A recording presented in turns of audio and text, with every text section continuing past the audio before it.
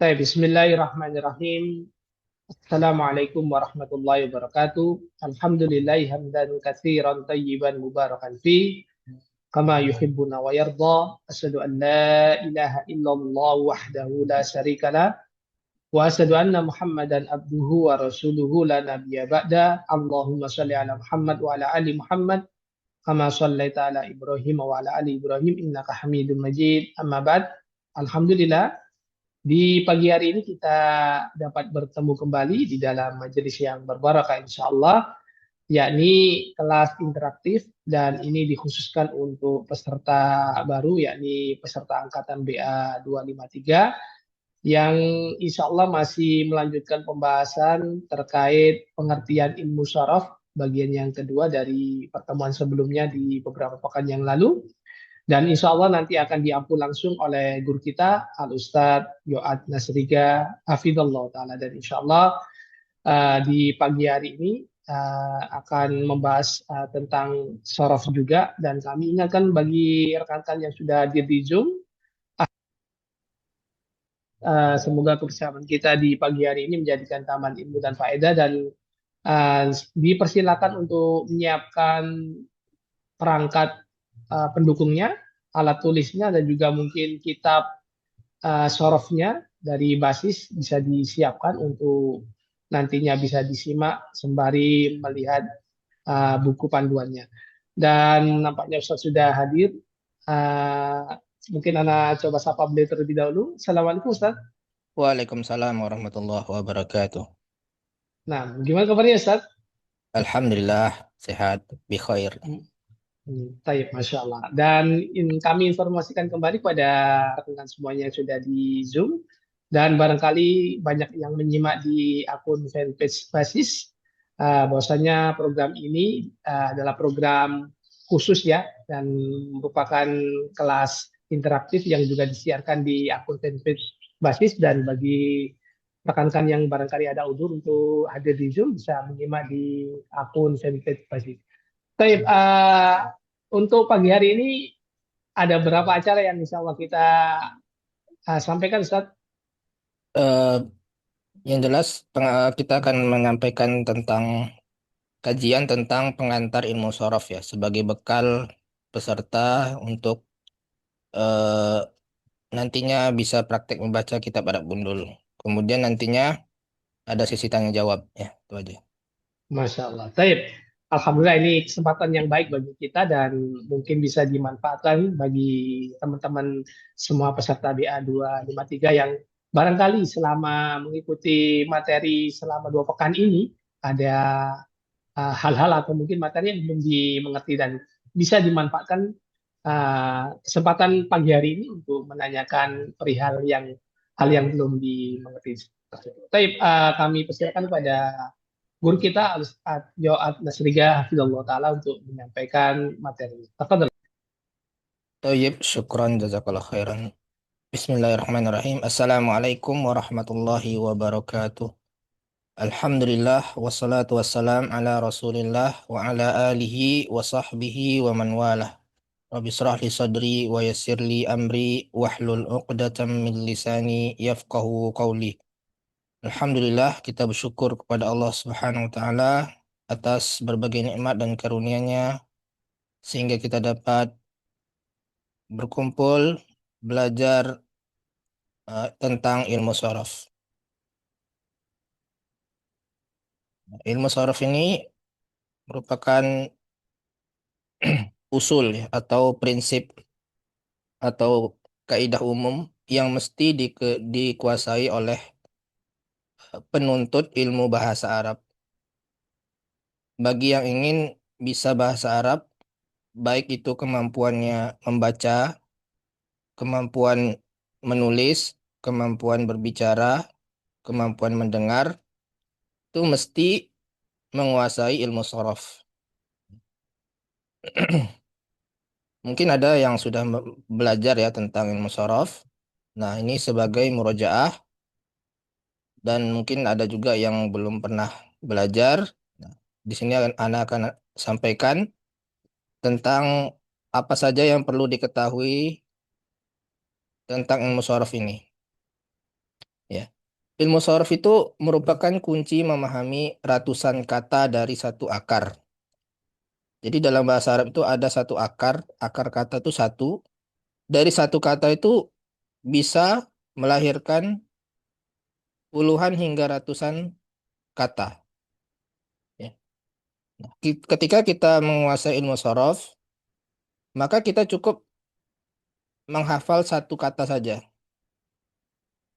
Tidak perlu menghafal puluhan sampai ratusan kata, ya, yang berasal dari satu kata tersebut.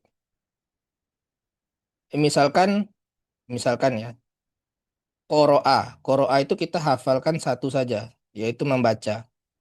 Nah, ketika kita mengetahui ilmu sorof, maka kita paham apa saja yang dilahirkan dari kata koroa. Bisa jadi ikro. Ketika mendengar kata ikro, maka kita paham itu adalah fi'il amr, kata kerja perintah, yang artinya bacalah. Atau kita mendengar kori, ya. Kori itu artinya apa? Nah, karena kita tahu koroa itu membaca, kemudian kita paham tentang ilmu sorof bahwa kori itu adalah isim fa'il, yang artinya orang yang melakukan pekerjaan. Berarti orang yang membaca. Kori itu orang yang membaca. Ya. Itu sudah dua kita. Belum lagi nanti mentasrifnya itu berdasarkan subjeknya. Misalkan Qoro'a itu dia suatu orang laki-laki. Kalau dua orang laki-laki, Qoro'a. Kalau mereka banyak, Qoro'u. Ya. Kemudian kalau kamu yang membaca, kamu telah membaca. Berarti Qoro'ta. Saya membaca Qoro'tu. Ya. Kalau kita tidak paham ilmu sorof, kita akan mencari satu-satu. Qoro'tu itu artinya apa? Qoro'ta itu artinya apa? Yaqra'u artinya apa? Eh, Yaqra'una itu artinya apa? Seterusnya kita harus tahu arti masing-masing. Nah, tapi kalau kita sudah paham ilmu sorof, kita cuma butuh satu saja, qoro'a saja. Itu pentingnya kita mempelajari ilmu sorof. Jadi ilmu sorof itu adalah kunci memahami ratusan kata dari satu akar.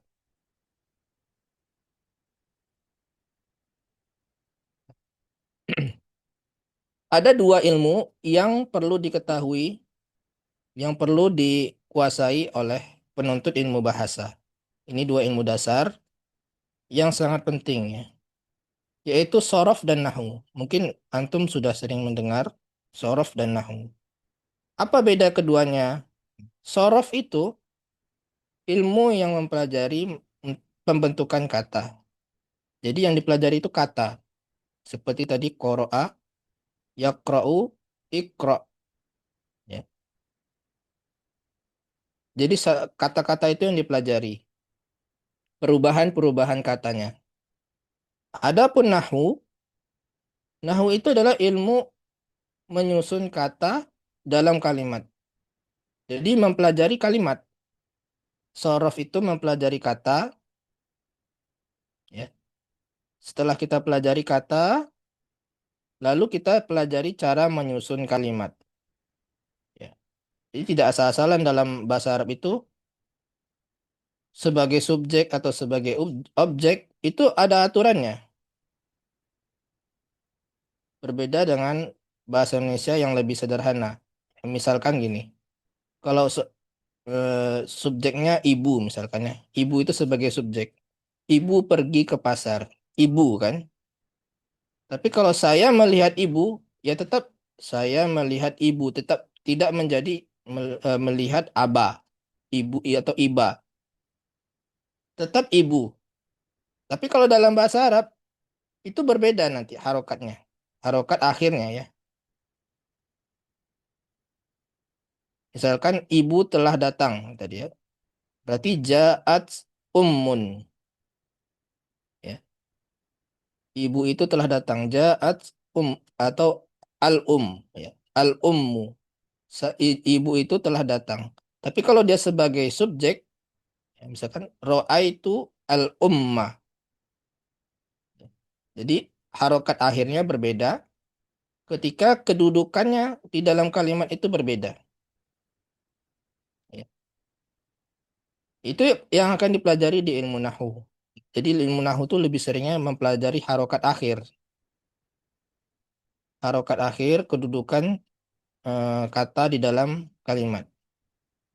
Nah, tanpa menguasai ilmu sorof dan nahu, maka akan sulit untuk memahami bacaan atau akan sulit untuk berbicara. Ya, berbicara bisa, tapi tidak sesuai dengan kaidah. Ya. Kemudian akan sulit untuk mendengar, mendengar perkataan syekh. Bisa salah paham. Salah memahami ilmu nahu bisa salah memahami teks atau eh, pendengaran. Nah, ini definisi singkat. Ilmu nahwu itu adalah ilmu yang mempelajari bentuk-bentuk perubahan kata dalam bahasa Arab, terutama kata kerja dan kata benda. Ya, kalau kalau huruf atau kata kata depan ya, huruf itu biasanya kata depan tidak mengalami perubahan. Nah, yang mengalami perubahan itu adalah kata kerja atau fi'il dan kata benda. Maka yang dipelajari di ilmu sarf itu fi'il dan isim. Ya. Eh, Huruf itu dipelajari di ilmu nahwu. Nanti akan kita pelajari kata, saya kata kerja. Kata kerja menjadi kata kerja lain. Ya. Atau bisa jadi kata kerja itu menjadi kata benda dari satu kata, dari satu akar kata. Ya. Fokus utamanya adalah pertama mengenali akar kata. Biasanya kalau akar kata ini ya kita patokannya adalah fi'il madi, kata kerja lampau. Ya misalkan koro'a tadi, koro'a, kataba, ya, ja'a, apalagi eh, kataba menulis, ro'a melihat. Jadi kata-kata kerja fi'il madi ya, kata kerja lampau itu sebagai akar katanya. Kemudian memahami pola kata, memahami pola kata atau wazan. Jadi tiap kata itu ada pola-polanya. Kemudian mengetahui makna di balik perubahan. Fa'ala menjadi fa'alu, ya. Menjadi yaf'alu, menjadi if'al, menjadi fa'il, jadi maf'ul. Nah, itu masing-masing ada maknanya. Belum lagi nanti jadi kata kerja rubai. Fa'ala jadi fa'ala atau jadi af'ala, istaf'ala, ifta'ala, infa'ala. Ya. Banyak perubahannya. Bisa mencapai puluhan hingga ratusan kata dari satu akar. Di Indonesia kita mengenal ya fiksasi atau imbuhan. Ini contoh pendekatan ya, pendekatan dalam bahasa Indonesia seperti ini. Misalkan menulis ya, ini kalau dalam bahasa Arab menulis ini yaitu sebagai fi'il ya. Bisa fi'il madi atau fi'il mudhari. Kemudian ada yang akhirannya an, tulisan. Nah, ini kalau dalam bahasa Arab masdar. Kemudian ada juga gabungan ya, penulisan. Nah, ada pendekatan-pendekatan yang mirip dengan bahasa Indonesia ya. Kemudian fakta menariknya dalam bahasa Arab satu kata dasar bisa melahirkan puluhan bentuk kata baru. Semuanya dengan makna yang saling berkaitan. Puluhan bahkan ratusan sampai 100. Misalkan kataba ini menulis. Menulis ini ya dari kata kataba ini bisa menjadi ditulis. Kutiba ya kalau bentuk ini fi'il mudhari ya. Artinya akan ditulis ya. Kalau ini telah menulis. Kalau akan atau telah ditulis, kutiba. Kataba jadi kutiba. Kalau ini sedang ditulis, tuktabu. Kalau sedang menulis, taktubu. Katib artinya penulis. Maktub artinya tertulis atau yang ditulis. Jadi ilmu sorof itu sama dengan ilmu morfologi. Ilmu tentang perubahan dan pembentukan kata. Nah, ini manfaat belajar ilmu sorof. Pertama, bisa menambah makna kata baru tanpa kamus. Pertama itu, jadi kita tidak perlu melihat eh, kamus ikro. Ikro itu artinya apa? Kita tidak perlu mencarinya di kamus. Karena ikro itu adalah fi'il amr, kata kerja perintah. Ya. Pasti dia memberi perintah itu. Artinya belajar, bacalah. Ikro itu artinya bacalah. Ya. Atau misalkan kola jadi kolu. Kolu, kenapa ada wawu? Kita tidak perlu mencarinya di kamus. Kita tahu bahwa ada wawu di situ, maknanya adalah mereka. Mereka berkata, kolu. Ya, seperti itu. Jadi kita bisa menebak makna tanpa harus melihat kamus. Yang kita lihat adalah akarnya saja. Kalau kita memang tidak tahu, baru kita lihat di kamus. Ya.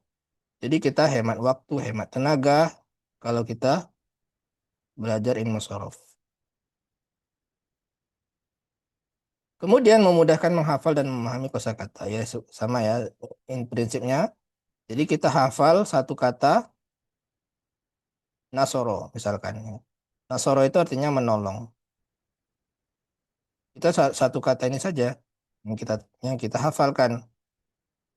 Langsung dapat juga selain itu. Mansur berarti orang yang ditolong. Nasir artinya penolong. Nasrun artinya pertolongan. Ya. Dari satu kata ini saja. Belum lagi nanti saya menolong. Kamu menolong. Dia menolong. Mereka menolong. Ya. Atau saya ditolong. Dia ditolong.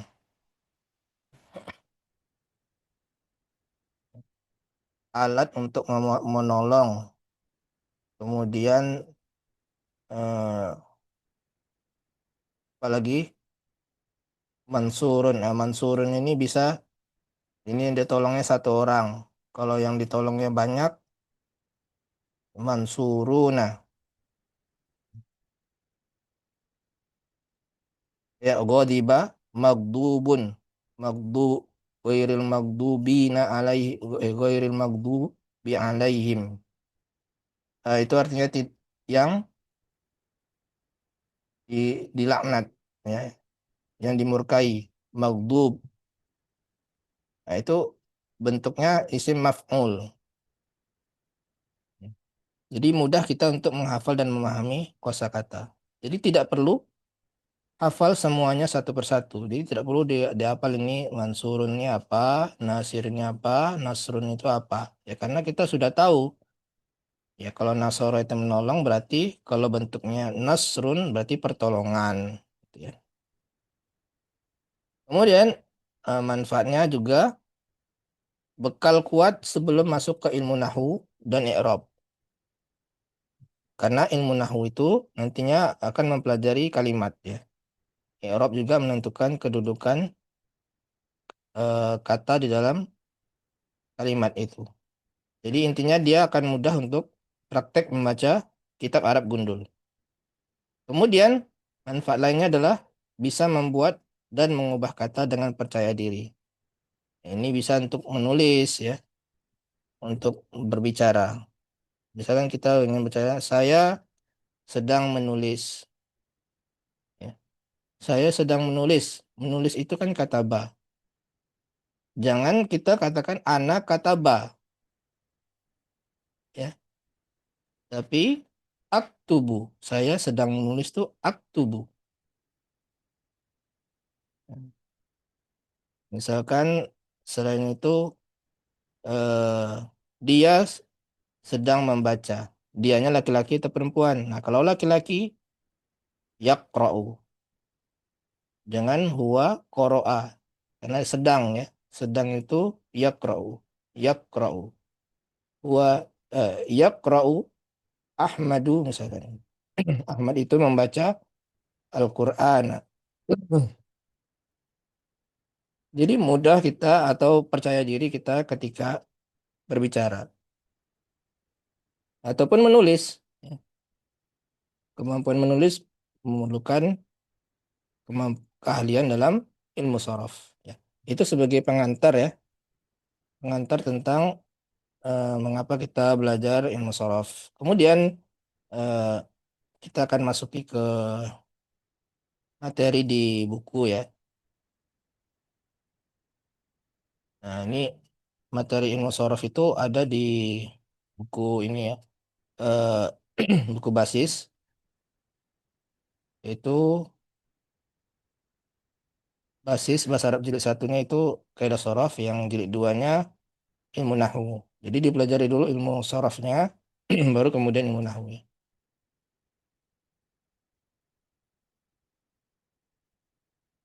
Di sini ada dipelajari tentang pengertian ilmu sorof ya, seperti yang kita bahas tadi. Ya, ilmu sorof adalah ilmu yang pelajari kaidah pembentukan dan perubahan kata. Ya, seperti contoh, kata ba bisa diubah menjadi yaktubu. Ini artinya telah, ini artinya sedang. Atau akan. Sedang dan akan itu sama ya, bentuknya ini, yaktubu. Kemudian ada juga uktub. Uktub itu kata kerja perintah. Artinya tulislah. Jadi ada perubahan kata dari kata ba menjadi kata-kata lainnya. Ya, bisa melahirkan puluhan hingga lebih dari 100. Kebanyakan kata tersusun dari 3 huruf hijaiyah. Nah, untuk memudahkan kata tersebut, maka diikutkan wazan atau pola, yaitu fa, ain, dan lam. Ya, ini kesepakatannya. Wazan itu terdiri dari 3 kata dasar. Kata pertama itu fa, yang keduanya ain, yang ketiganya lam. Ya. Jadi bisa fa'ala, fa'ila, atau fa'ula. Nah, kita harus tahu wazan atau pola itu apa saja di dalam bahasa Arab. Nah, kalau dia fi'il madi atau kata kerja dasar ya, kata kerja lampau, itu hanya ada 3 ya. Fa'ala, fa'ila, dan fa'ula. Jadi tengahnya saja beda. A, I, U ya, tengahnya. Ainnya saja. Mauzun itu adalah contoh atau eh, kata yang bermakna ya. Kalau wazan ini kan belum bermakna nih. Ini belum bermakna. Ini hanya pola saja. Wazan itu pola. Nah, ini baru bermakna. Kalau kata ba itu artinya telah menulis. Syariba telah minum. Karuma mulia. Ya, jadi ini adalah kata yang bermakna. Nah, kalau ditanya apa wazan dari kata ba, wazannya adalah fa'ala. Karena dia harokatnya kan fathah semua ya. Kalau ini fathah, kasroh, fathah berarti fa'ila. Kalau ini tengahnya dhammah berarti fa'ula. Ya, seperti itu wazan. Nah, walaupun nanti wazan itu akan banyak lagi ya. Tidak hanya fa'ala, fa'ila, dan fa'ula. Tetapi kembalinya ke dasar ini. Uh, ke huruf fa, ain, dan lam. Itu pasti ada. Fa, ain, dan lam itu pasti ada. Nanti bisa menjadi ifta'ala. Tetapi tetap ada fa, ain, dan lam. Hanya ada tambahan hamzah atau alif, eh, ta, ya. Nanti ada tambahan ya, ada tambahan sa, sin. Ya. Tapi selalu ada fa, ain, dan lam. Nah, ini dasarnya 3 ini ya. Nah, ini di sini ada contoh latihan dan ada kunci jawaban juga ya di buku. Ini halaman 76. Misalkan ini untuk murojaah apa itu pengertian musrof ya, pengertian ini wazan dan mauzun. Kemudian sebutkan wazan dari fi'il berikut. Kalau dha'ufa berarti fa'ula. Nazala berarti fa'ala. Hasiba fa'ila. Ini fa'ala, fa'ila, fa'ula. Ya. Nah, ini dasar ya masih ya. Nanti akan kalau tidak paham tentang wazan wazan ini ya akan sulit nantinya ya belajar tasrif. Nah, sebelum belajar tasrif ini dijelaskan dulu tentang kata ya, karena nanti intinya tasrif itu adalah di fi'il ya. Tapi harus dipahami dulu tentang pembagian kata ini supaya nggak bingung. Nanti kita intinya adalah kita mempelajari fi'il. Kalau di ilmu sorof itu kebanyakan mempelajari fi'il atau kata kerja. Nah, jadi di buku ini dijelaskan tentang pembagian kata itu ada tiga dalam bahasa Arab, isim, fi'il, dan huruf. Ya, tiga ini. Isim itu apa? Isim itu kata benda. Ini pendekatan ya, pendekatan saja, walaupun tidak mirip-mirip betul. Fi'il itu kata kerja, afwan tadi, isim adalah kata benda, fi'il adalah kata kerja. Ya, huruf itu kata depan atau bisa kata sambung ya. Isim itu adalah kata benda, bisa orang, hewan, tumbuh-tumbuhan, benda mati, pokoknya benda ya. Tempat, waktu, atau kata benda abstrak. Jadi bulan, hari, kata ini ya, kata yaum yang artinya hari itu adalah isim. Kalau komar ini bukan, ini komar yang bulan di atas ya. Kalau bulan Januari, Februari itu syahrun. Kalau bulan yang di atas itu komar, itu benda ya. Nama tempat, nah kata benda abstrak seperti kemerdekaan atau tulisan, bacaan, itu kan abstrak, kata benda abstrak. Tidak ada wujudnya, tidak ada fisiknya. Tapi dia kata benda. Nah, ada ciri-cirinya seperti mm, berakhiran kasroh atau ini pendekatan aja ya. Sebenarnya lebih tepatnya i'rabnya jar. Nah, itu lebih tepatnya. Tapi kan belum belajar jar itu. Jadi pendekatannya berakhiran kasroh. Berakhiran kasroh, berakhiran tanwin, ya. Kemudian ada alif lam ya. Kemudian di depannya ada huruf jar. Ya, nanti akan dia bahas apa saja huruf jar itu. Ila, bi, min, an, ya.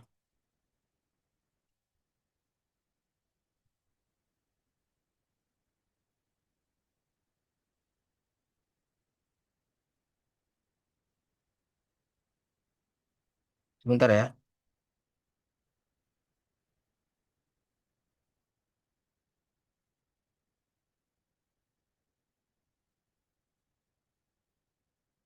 Ya, kita kembali tadi eh nanti. Kemudian kata kerja. Kata kerja itu eh, kata yang menunjukkan suatu makna yang berkaitan dengan waktu. Ya, maksudnya ada telah, ada sedang, akan, ada kata kerja, perintah, ya. Nah, ini akan dipelajari di ilmu tasrif ya. Kata bayak tubuh uktub. Tapi dia bersaing berkaitan ya antara fiil dan isim nanti. Ada isim domir. Itu juga mesti dikuasai sebelum belajar tasrif fiil. Nah, ini huruf. Huruf itu kata depan, kata penghubung ya. Seperti dari, ke, di, dengan, dan, atau, kemudian ya. Seperti itu. Ini ada latihan dan kunci jawabannya. Nah, bagi yang ingin memiliki bukunya ya. Jadi tidak hanya sekedar mendengar pengajaran saja, tapi juga ada pegang buku ya. Jadi bisa belajar murojaah juga bisa sendiri. Kemudian ada pembagian isim ya. Ini tentang isim ya. Isim itu ada dibagi menjadi isim muzakkar, isim muannas. Sebenarnya ini lebih pendekatannya ke nahwu nantinya ya. Lebih detailnya nanti di ilmu nahwu.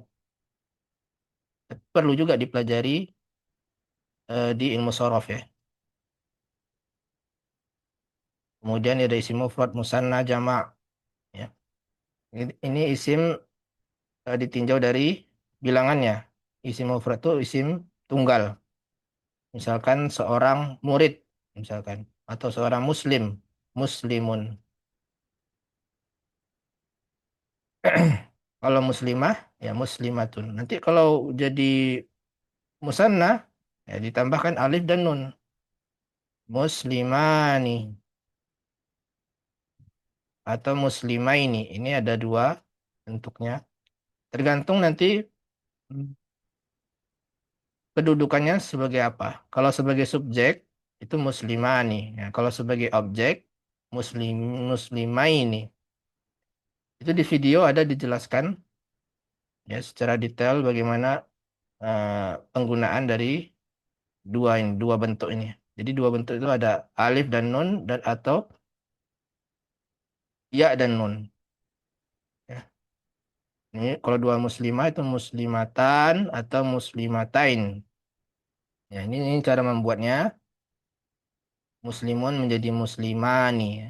Atau muslimaini. Ya, ada dua muslimani menjadi muslimaini. Ini juga dipelajari ilmu sorof ya. Perubahan isim menjadi musanna atau jamak. Jadi ketika kita tahu ilmu sorof berarti muslimah ini tidak perlu cari di kamus karena kita tahu muslimun itu seorang muslim.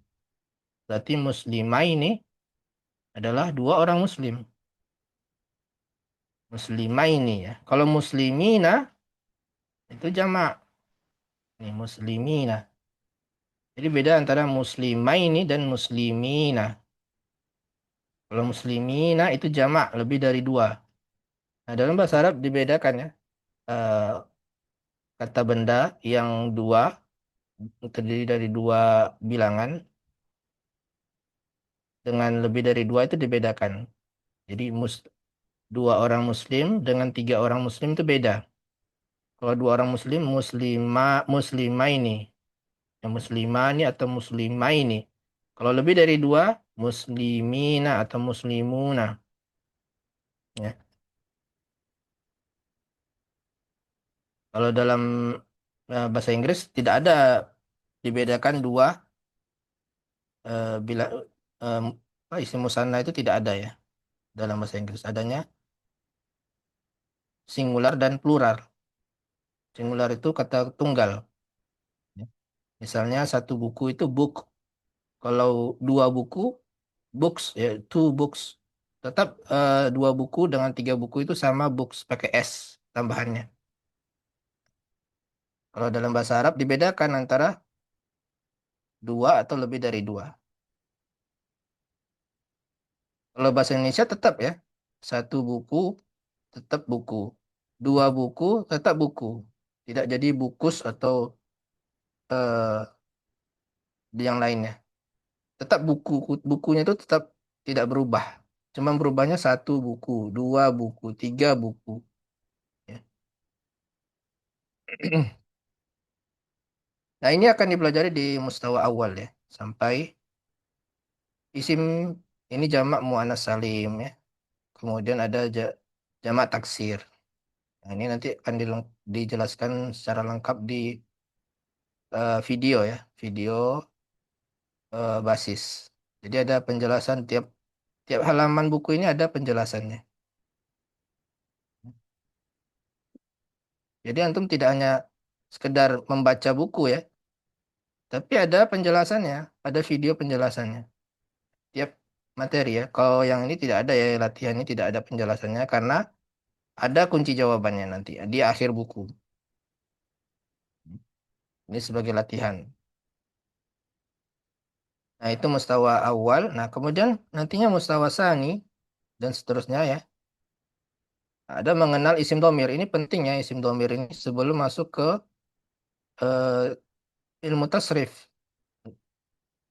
Tasrif fi'il ya. Nah, ini penting ini untuk belajar dipelajari dikuasai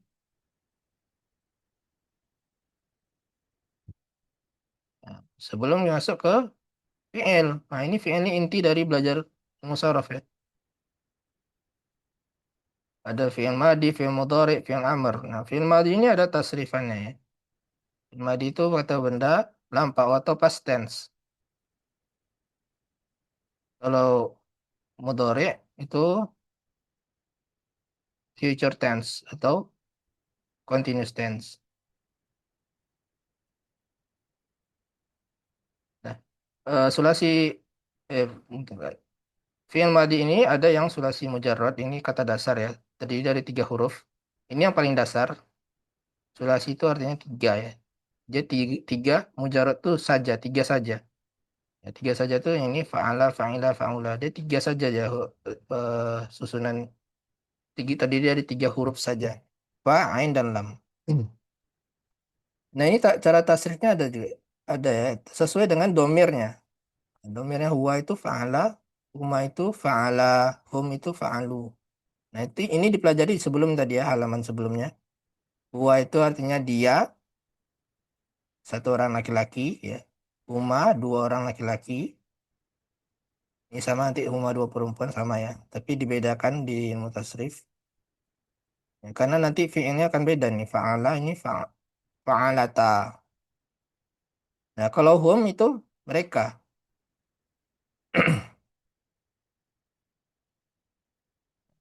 Kalau fa'alu ada wawu di sini berarti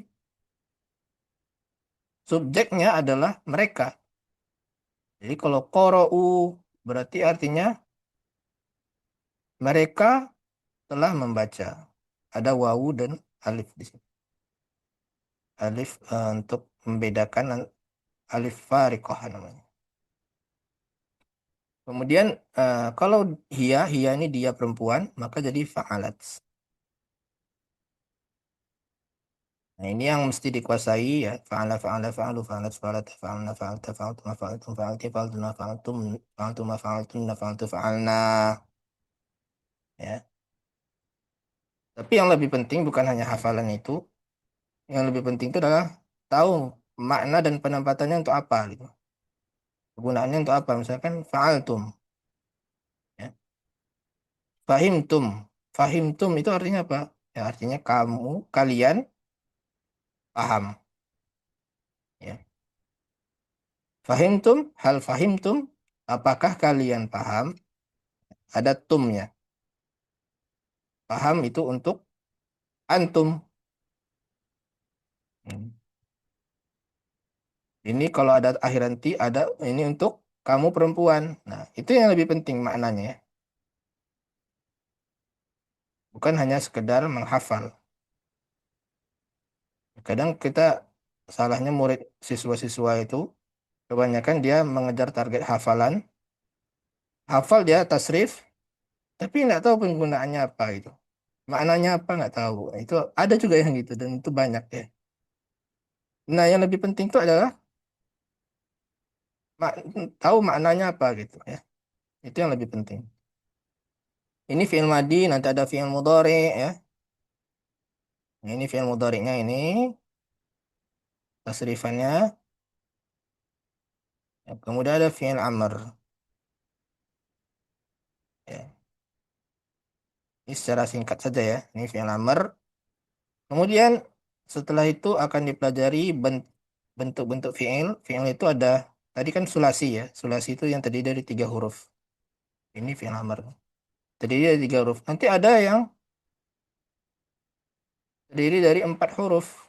Nah, kalau terdiri dari 4 huruf itu apa saja, bagaimana saja itu tasrifannya, itu akan dipelajari di buku ini. Jadi sekali lagi ilmu tasrif itu adalah ilmu usul. Jadi kalau kita tidak paham usul atau pondasinya, maka kita tidak mencapai pemahaman terhadap ilmu tersebut. Sama dengan ilmu-ilmu lainnya ya, seperti halnya ilmu fikih misalkan.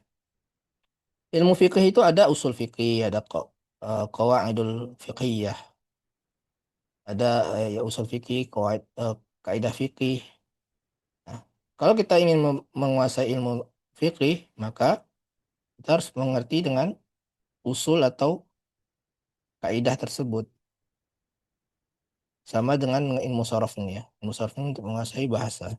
Ilmu sorof, nahwu, i'rab. Jadi bagi bagi yang baru belajar, ya konsistensi dan komitmen itu diperlukan ya. Jangan sampai menyerah di tengah jalan. Memang sulit kelihatannya, tapi kalau sudah dijalani, insya Allah bisa. Ya, banyak peserta basis yang bahkan kepala lima pun mengikuti program basis ini dari dasar sampai bisa. Bisa setidaknya praktek membaca kitab Arab Gundul. Dan itu kita bimbing terus eh, sampai peserta mahir. Ya, baik, mungkin itu saja. Eh, Selanjutnya sesi tanya jawab ya Ustadz ya, Ustadz Bali. Nah, Tafadhol. Ustaz. Baik, kita masuk ke sesi tanya jawab dan bagi rekan-rekan yang barangkali ada yang ingin ditanyakan berkaitan materi basis atau mungkin kemarin ada kesulitan terkait soal-soal yang diselenggarakan bisa resen. Silakan,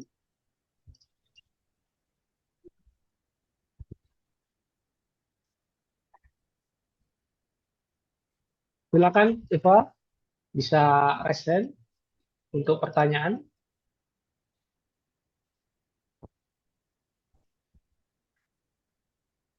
Sudah paham tentang ilmu sorof? Ya, terbayang kan apa yang akan dipelajari gitu.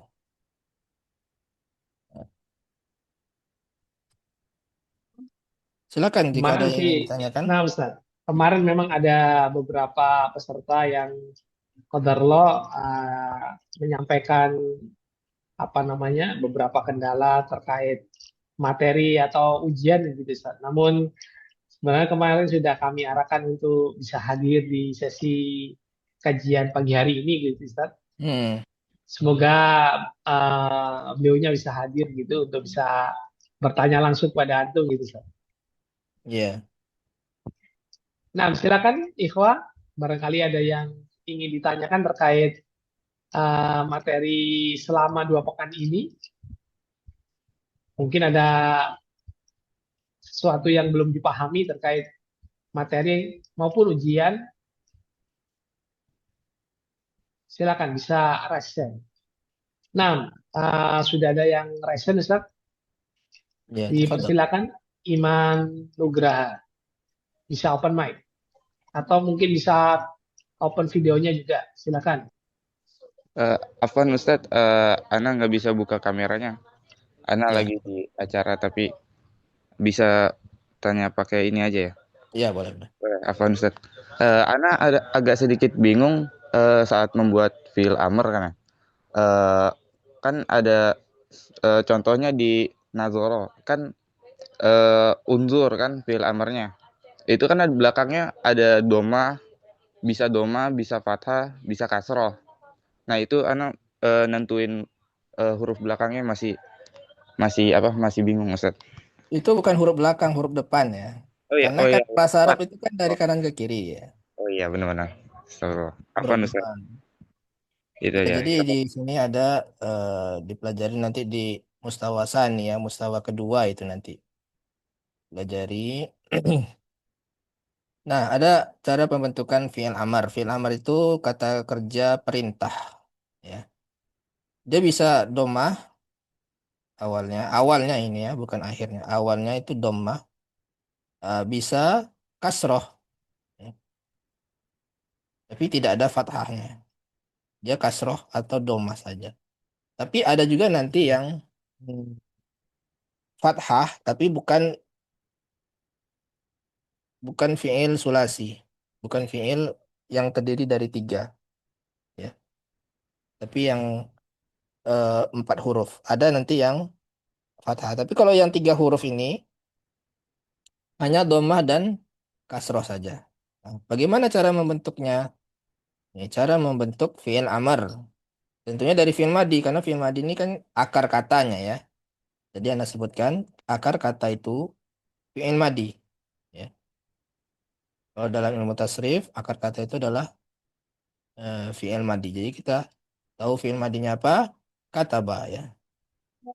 Nah, kataba itu menulis. Bagaimana menulis ini menjadi tulislah. Caranya kita harus tahu dulu bentuk fi'il mudhari'nya.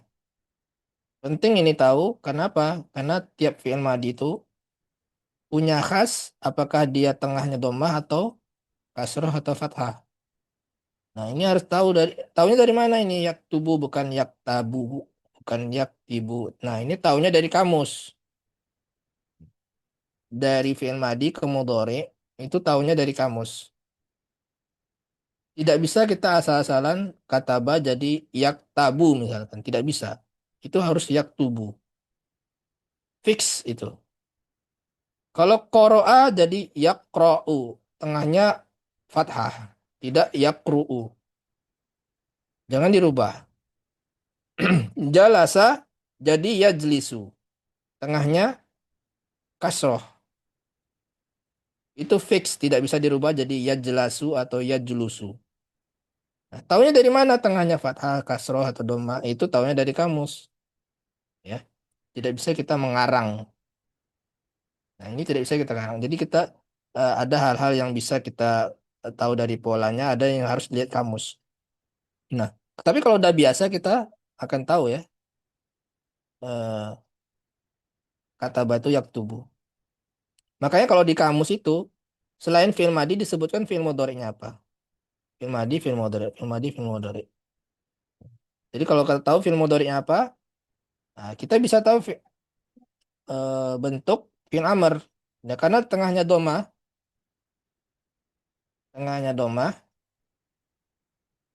maka nanti awalnya ini atau hamzah nama ini, hamzah wasol, bukan alif ya. Kalau alif itu tidak boleh diberi harokat. Nah, ini namanya hamzah wasol. Kalau hamzah wasol bisa diberi harokat. Jadi ini hamzah wasol ya, kayak mirip mirip alif. Itu harokatnya apa? Harokatnya karena tengahnya domah ini, maka jadi u. Uktub. Jadi uktub ini menjadi uktub. Nah, itu kalau tengahnya domah. Ya. Tapi kalau tengahnya kasroh, ya jelisu. Ya. Jalasa jadi ya jelisu. Tahunya dari mana ya jelisu? Dari kamus. Nah, ketika kita sudah tahu ya jelisu, maka menjadi ijlis. Dia mengikuti tengahnya doma, maka doma juga. Uktub, ijlis. Ya. Sama-sama kasroh, sama-sama doma. Tapi kalau fathah, ini ini fathah yaftahu. Tengahnya fathah. Ya. Dia tidak jadi aftah. Ya. Jadinya iftah saja. Harokatnya kasroh. Ya. Seperti contoh lain, zahaba yazhabu. Maka menjadi izhab. Izhab bukan azhab. Ya. Seperti dalam firman Allah kepada Nabi Musa, izhab ila fir'auna innahu tagha. Pergilah kamu Nabi Musa kepada Firaun. Ya. Kemudian Nabi Musa mengajak Harun, ya, meminta kepada Allah agar ditemani oleh Harun. Kemudian Allah memerintahkan di ayat berikutnya di surat Toha, izhaba. Nah, izhaba panjang A-nya itu menunjukkan perintah kepada 2 orang. Karena yang diperintahkan di situ Nabi Musa dan Harun, ya. Nah, nanti akan dipelajari bagaimana memerintah 2 orang ditambahkan alif. Kalau izhab tadi izhab ya. Kalau dua orang izhaba. Kalau banyak izhabu ditambahkan dengan wawu. Kalau memerintahkan perempuan ditambah iya. Uktubi ya. Kalau muannas berarti ya ayuhan nafsul mutmainnah. Ya ayyatuhan nafsul mutmainnah irji'i ya.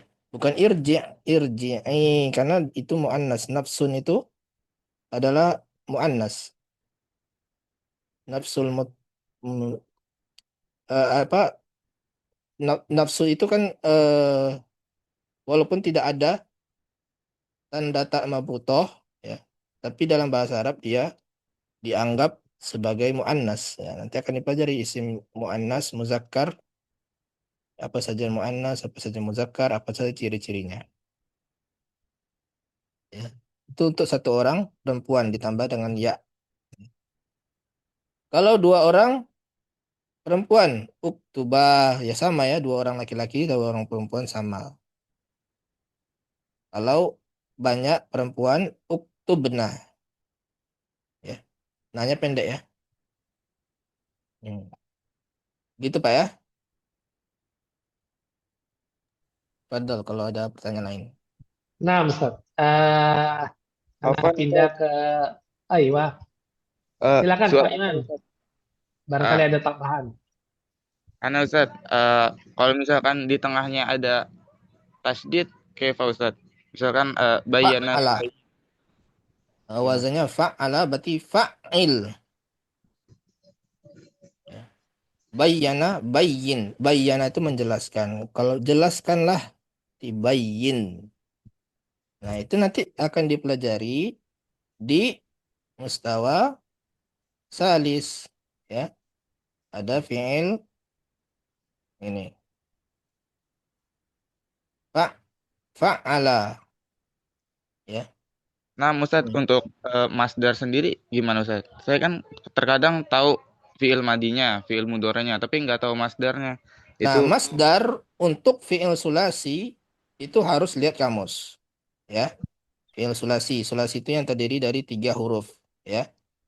Tapi kalau rubai, nah ini rubai ini ya. Tidak ada masdarnya. Rubai itu ada masdar khususnya. Ini sampai amar saja ya.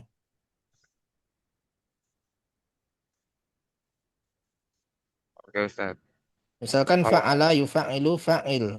Taf'ilan masdarnya. Fa'ala yufa'ilu fa'il. Kalau masdarnya mufa'alatan. Ini af'ala ini masdarnya if'alan. Ini tafa'ulan. Ya. Jadi dia satu saja jenis masdar. Tapi kalau sulasi, ya sulasi itu harus lihat kamus. Seperti dakhola yadkhulu dukhulan. Ya. Nama yanamu nauman. Qatala yaqtulu qatlan. Jadi beda-beda. Ini wazannya fa'lan. Ini sama ya fa'lan juga. Ini fu'ulan. Ya. Ini iqamatan. Ini su'uban. Ini hasanan. Fa'alan. Ini fa'lan. Itu harus lihat di kamus. Ya.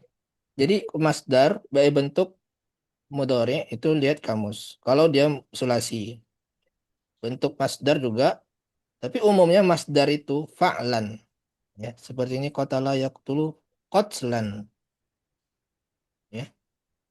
Umumnya. umumnya Makanya disebutkan di tasrif itu fa'lan. Walaupun tidak semua. umumnya akhirnya fathah fathah ini Iya, tanwin. tidak. Nanti tergantung juga kedudukannya dalam kalimat. Ya, bisa dia sebagai mubtada, misalnya sebagai fa'il atau subjek, maka dia tidak fathah, ya. Dia dhammah. Kalau dia sebagai mubtada misalkan atau sebagai fa'il ya. Kalau dia majrur oleh jar dia malah berakhiran kasroh. Tuh. Jadi tidak harus berakhiran fathah. Nah, Ustaz. Syukran, Ustaz. Ya. Baik Ustaz, penanya berikutnya kami persilakan Hendayan. Silakan Pak.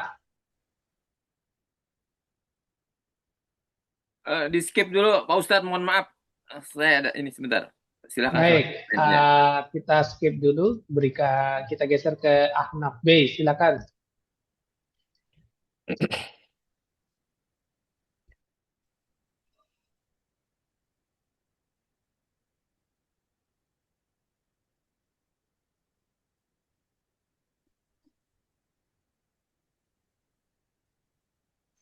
Silakan.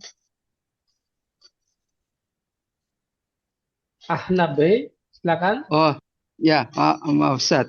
Eh, saya mau nanya Ustaz, kalau untuk em, menghafal kosakata, apa harus tiga-tiga itu kita hafal Ustaz? Seperti kataba, yaktubu, dan katban. Itu ketiga-tiganya harus kita hafal dulu Ustaz. Ya, biasanya kalau di kamus ya, kalau di kamus itu disebutkan tiga-tiganya. Fi'il madi, fi'il mudhari dan fi'il dan masdar ya. Kita contohkan ini ya. Karena biasa gunakan eh, kamus kamus online ya. Kalau dulu kan tidak ada online itu biasanya gunakan kamus Munawwir namanya. Lumayan tebal. Jadi kita cari fi'il madi. Nah, di situ ada mudhari dan masdarnya. Nah, ini ya al-ma'ani ya. Kamus al-ma'ani. Ini ada ma'ani Indonesia Arab, ada yang Arab-Arab. Yang lebih lengkap itu Arab. Arab-Arab. Ini kita contohkan misalkan tadi qoro'a ya.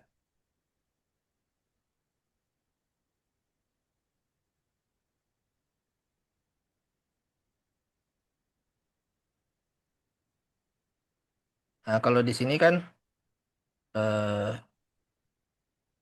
fi'il madi dan mudhari ya. Disebutkan juga mudhari. Nggak sampai ke masdar. Tapi kalau Arab-Arab ya kita coba. Di sini disebutkan juga masdarnya apa.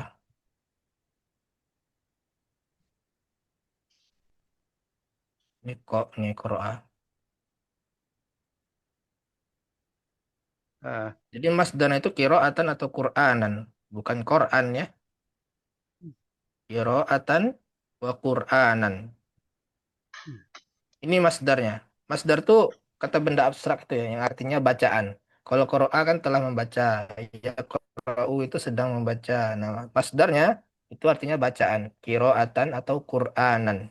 Ya. Jadi wazannya fi'alatan atau fu'lanan. Di sini lengkap, bahkan disebutkan isim fa'ilnya, qari'un. Isim maf'ulnya makru'un. Ini artinya yang sedang yang membaca, ya, orang yang membaca. Ini sesuatu yang dibaca. Jadi lebih lengkap Arab-Arabnya. Arab ke Arab. saya baru punya kamus Al-Quran, saat belum punya kamus yang lain Ustaz. Ya, kamus Ya, Al-Quran. Nah, kamus Al-Quran tidak ada ya disebutkan fi'il madi mudhari. iya, Ya. Tapi kalau ini bahasa Indonesia, coba kalau kita ketik aja ya membaca gitu ya. iya, Membaca. Ini memang banyak iklannya ya, muncul iklan gitu. iya. Eh, bukan Indonesia Indonesia harusnya. Nah ini membaca. Ada? Nah ini banyak ya kata-kata dalam bahasa Arab itu. Tapi masih disebutkan cuman madi dan mudhari'nya saja.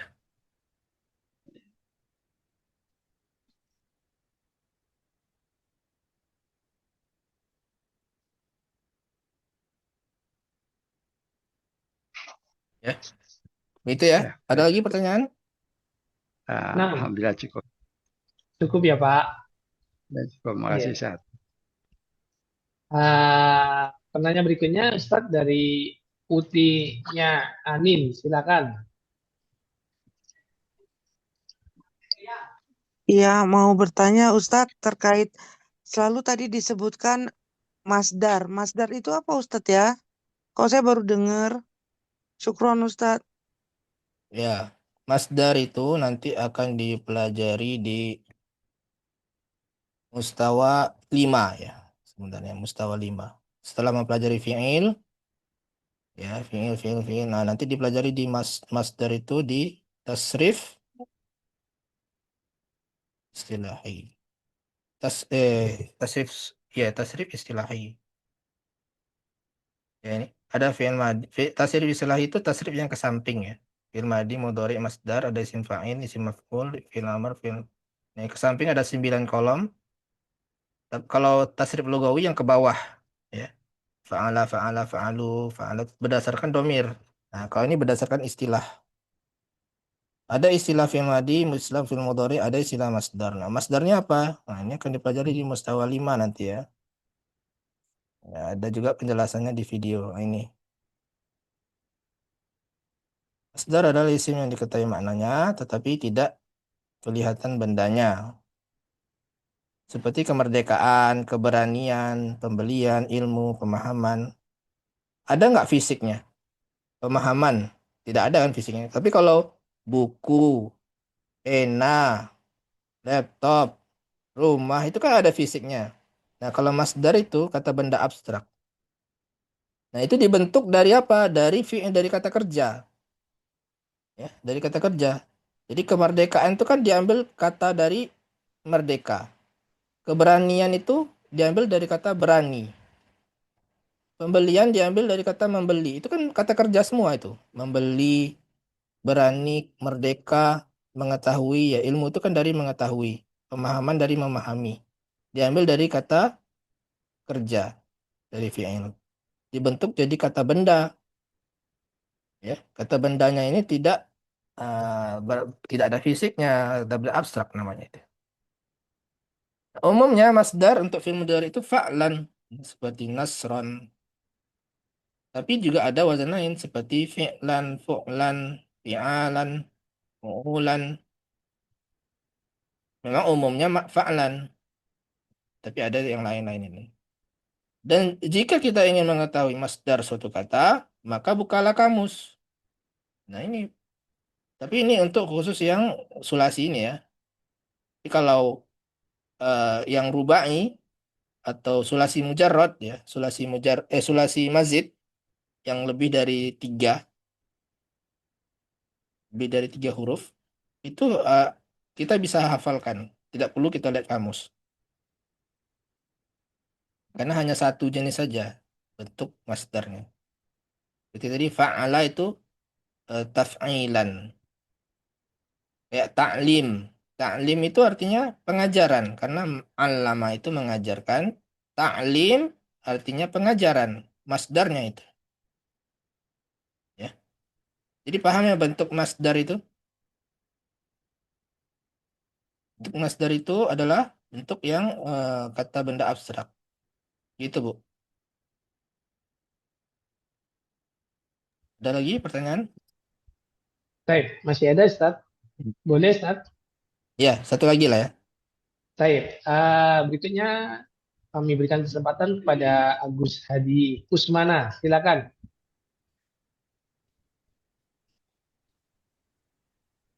Baik, terima kasih Ustaz. Assalamualaikum warahmatullahi wabarakatuh. Waalaikumsalam. Bertanya soal wajan yang tadi apa ya? Kalau yang jalasa ijlis terus kemudian kalau di fi'il amr kan jadi seperti apa gitu ya? Nah, kemudian kalau fathah, kan kalau misalkan kita ngambil dari kata tengahnya itu fathah, harusnya kan apa gitu ya. Nah, kenapa bisa iftah gitu, Pak? Atau mungkin ada beberapa pola yang memang tidak bisa diikutkan dari kata yang fathahnya atau kasrohnya gitu, Pak. Makasih, Ustaz. Ya. Terus yang Kalau Pak, ya masalah kamus ma'ani ini kita bisa dapetin di mana ya, Pak? kamus apa? Al-Ma'ani. Itu tadi online ya? Apa itu? Online. Ya, almaani.com. di website ada ya di Iya. Tadi kan ada tunjukkan almaani.com. Nanti Oh, ketik. Di Google ada, Pak. Google baik. Translate tapi tidak ada bentuk fi'il amar, bentuk ininya. Itu ada al-ma'ani aja. Diketik aja di Google al-ma'ani, nanti muncul itu. Baik Ustaz. Iya. Makasih. Baik, tadi pertanyaannya tentang fi'il amar ya. Kenapa tidak aftah? Ya, kalau jawabannya kenapa ya memang dari sananya seperti itu ya. Tidak ada fi'il sulasi yang tengahnya, yang depannya ini fathah. Jadi memang aturannya seperti itu. Itulah yang kita pelajari. Ya. Karena aturannya begitu, kita ikuti dan kita pelajari. Nah, diberitahu oleh buku ini pengecualian. Ya, pengecualian nih. Untuk fi'il mudhari yang tengahnya fi'il huruf tengahnya fathah, maka harokat hamzahnya tidak sesuai atau tidak fathah juga, akan tetapi di kasroh. Nah, jadi memang kaidah itu tidak semua bisa kita terapkan. Ada pengecualian-pengecualian. Pasti seperti itu. Ya, jadi makanya kita beritahu pengecualian-pengecualian. Ya seperti dalam isim mu'annas. Isim mu'annas itu umumnya adalah yang berakhiran tak marbutoh. Apakah semuanya seperti itu? Tidak. Ada juga yang tidak pakai tak marbutoh. Ya, seperti nafsun tadi. Atau bahkan ada yang pakai tan marbutoh, tapi dia muzakkar. Contohnya nama orang Hamzah. Hamzah itu terakhirnya tak marbutoh, tapi dia bukan mu'annas. Ya. Jadi tidak bisa kaidah itu merata semua kita terapkan. Tidak. Ada pengecualian-pengecualian. Kenapa bisa begitu? Ya kita dari sananya gitu. Memang bahasa Arab itu kan dari sananya seperti itu gitu. Itu yang kita pelajari. Nah, seperti itu Pak ya. Baik. Eh, waktunya sudah habis nih Ustaz Abu Ali. Nah, Ustaz. Baik, sebelum Ana tutup, Ana sampaikan jazakallahu khair. Wabarakallahu fikum kepada Ustadz Yohanes Riga Fidallah Ta'ala atas waktunya dan juga ilmunya. Semoga Ustadz dan keluarga senantiasa diberikan keberkahan dan kesehatan sehingga dapat terus memberikan faedahnya bagi kita semua, dan tak lupa buat teman-teman yang sudah hadir di Zoom. Jazakumullah khair wa barakallahu fikum atas atensinya. Semoga kebersamaan kita di pagi hari ini menjadikan tambahan ilmu dan faedah, dan semoga semua aktivitas kita di hari ini dicatat sebagai amal soleh dan dilipat gandakan pahalanya. Amin. Insya Allah kita akan bertemu kembali di kesempatan berikutnya biidznillah taala. Dan tutup dengan doa kafaratul majlis. Subhanakallahumma bihamdika asyhadu an la ilaha illa anta astaghfiruka wa atubu ilaik. Assalamualaikum warahmatullahi wabarakatuh.